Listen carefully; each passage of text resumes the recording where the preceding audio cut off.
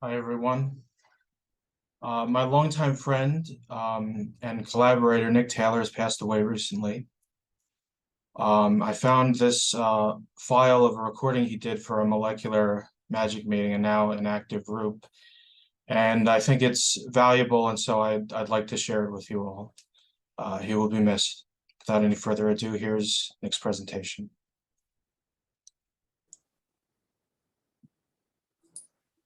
Okay. Words of destiny, self-talk, and spiritual energies.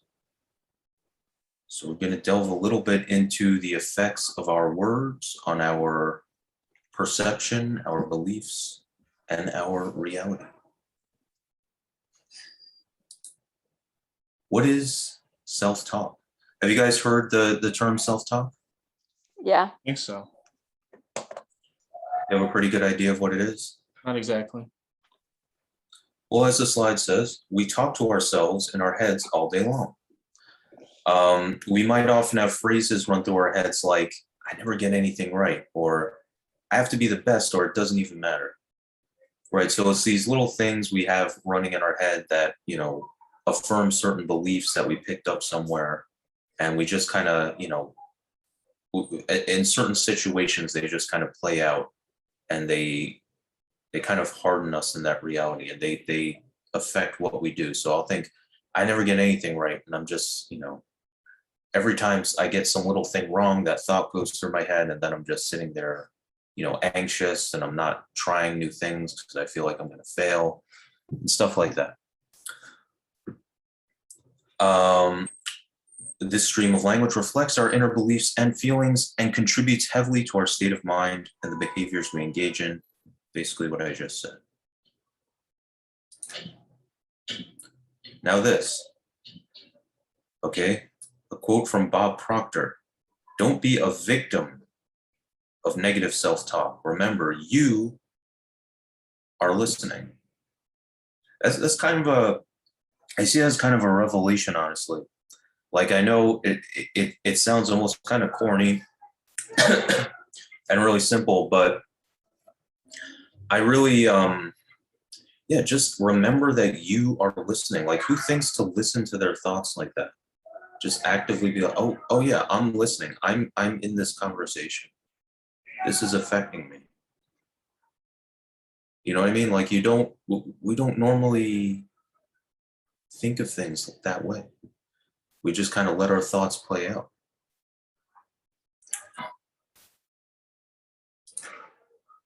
Listening creates context. So like I'm kind of saying, we get immersed in our thoughts and we don't think to question them. They just kind of play like, just this, like having the news on in the background or something. It's just, this is how it is. This is what happened, right? Here's how to think about it. And we start to just believe this self-talk, right? So even, often negative things or self-limiting things, we'll just kind of casually believe it. And we won't think much of it.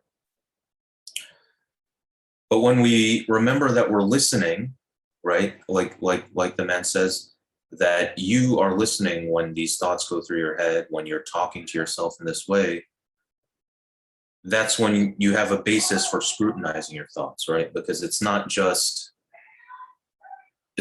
something that matter-of-factly exists. It's a specific message that's being sent to a specific party, right? So it can be, in other words, you're contextualizing it, you're locating it, and now it can be looked at and scrutinized as a thing in and of itself. You're not just seeing the content of the thought, you're seeing the thought itself, right? Because you're the one listening to the thought, you're the one who's being affected by the thought as it runs through your head.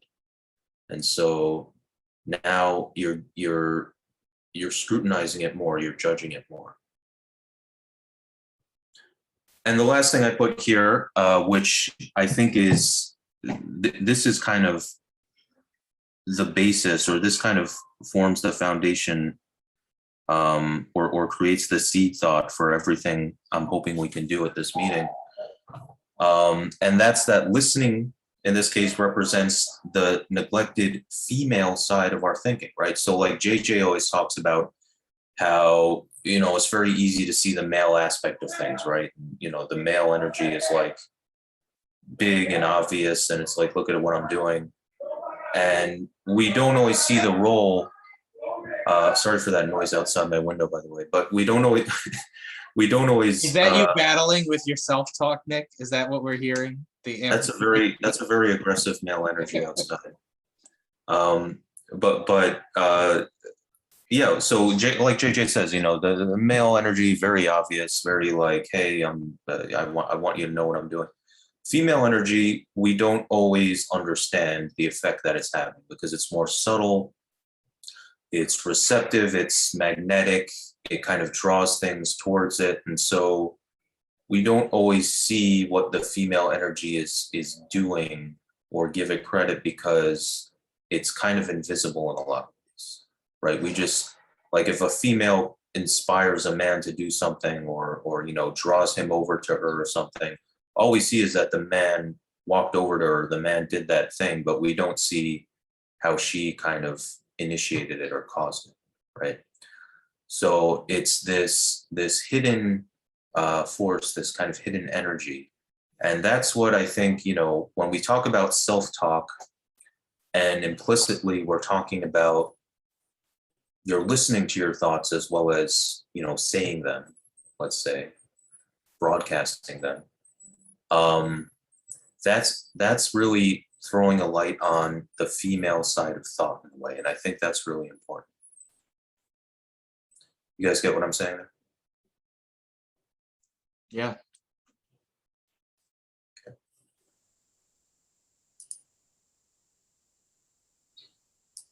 All right, here's a nice picture of a yin yang.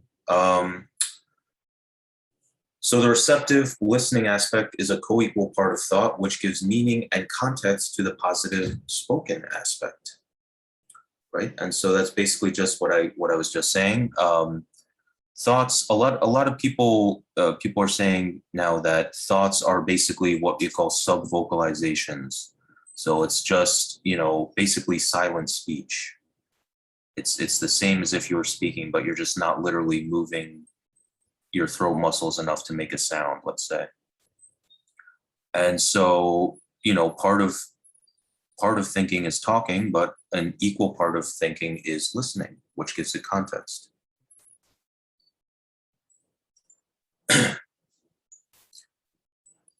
Now, this is where I think it starts to go to a bigger picture. So it becomes a little more interesting here. So when we forget that we're listening, our thoughts can become these pronouncements that aren't really questioned, right? And that creates crystallization, right? So that creates, these rote beliefs, these, as I put it here, unliving rote beliefs. These things just are this way, and why would you be, it's silly to even question it. It just is, right? Just so stories. In a similar way, unforgiving judgments of ourselves and others, right? This person just is bad. They just are one of the bad people. That's just how it is. Or I'm just no good and I'll always be that way. That's just how it is. When we become more aware of the listener, right? So this listening aspect of our own thought, this person who's hearing the self-talk, right? The person that we have to remember who's being affected by all this self-talk and listening to it.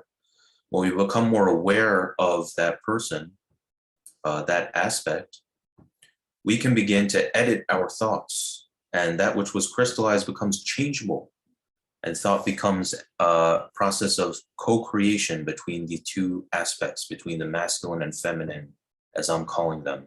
These two aspects of thought, and things now become changeable instead of just being just so, instead of just being these unquestioned beliefs. And that also helps us to see things in our environment as changeable, right? So that's part of what the concept of forgiveness is about, I think, is that, a person isn't just bad or good, but they can, they can do something bad, or they can even be in a bad way or a pretty bad person, but there's still room for them to change, right? There's still at least the possibility of a person changing, and there's the possibility of, most importantly, it's like your concept of them is open to change, right? So it's not just like I have to figure out who's good and bad, and then it's always like that, right? It's like, you know, I don't like something you did, but I'm open to the idea of forgiveness, because it isn't just so. It isn't just these forever stories about who's good and who's bad. So things can change, right? And I'm capable of forgiving people who have done wrong.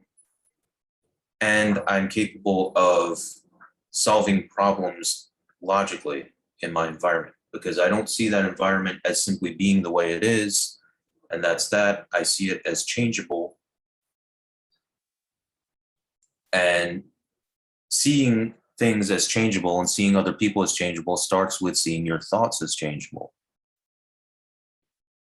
And as we said, seeing your thoughts as changeable starts with focusing more on the listener and understanding that it's a two-part process, a living process between basically the speaker and the listener, or what we're calling the male and the female. So that's a lot. Does everyone basically get that? I think so. I mean, I'm gonna have to think about it more, but I think I get the gist of it. We'll also discuss it obviously afterwards. Okay. Close to the end, anyway. This is the end. So Aquarian thought involves awareness of the speaker and the listener, both within and without. So that kind of ties it together in a way, right? It's like we understand that we are both speaker and listener in our own thoughts, and we're aware of that, and we move forward with that more living process of thought. And that helps to create a more living process of interaction with others. So when we're speaking to others, we're aware of the listener and vice versa. And it's more Aquarian, right? So it's sort of one of the points I wanted to make was that, you know, just having these fixed beliefs is a little more what we associate with Piscean times, right? Things just are the way they are. And this is more of an Aquarian thing of, you know, whether it's mutual benefit or mutual service, right? It's a back and forth. It's kind of bilateral. So this, I believe, is key to the Aquarian age.